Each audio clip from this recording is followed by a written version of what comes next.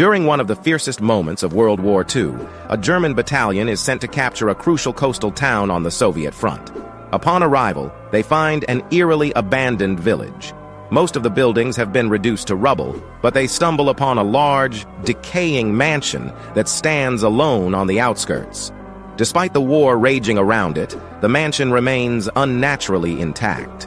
As the soldiers explore the mansion, they are drawn to a dusty nursery filled with cribs and old children's toys.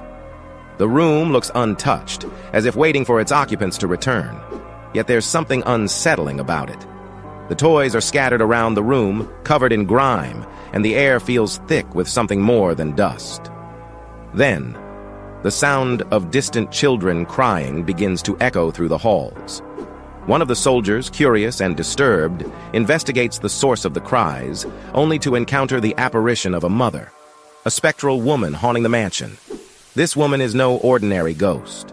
She lived in the mansion during the early days of the war, and her children were killed in an air raid that destroyed most of the town.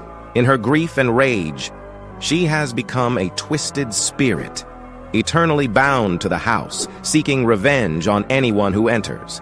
She sees the soldiers as part of the war machine that took her children from her, and one by one, she begins to torment and claim their souls.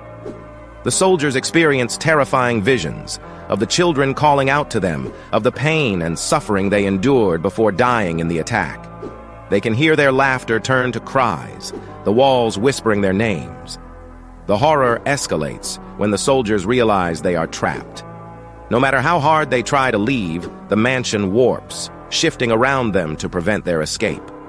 They are forced to relive the horrors of the children's deaths, feeling their terror and helplessness. One by one, the soldiers disappear, claimed by the mother, until only one is left. The twist comes when the last soldier realizes that the entire story is being told by one of the mother's victims.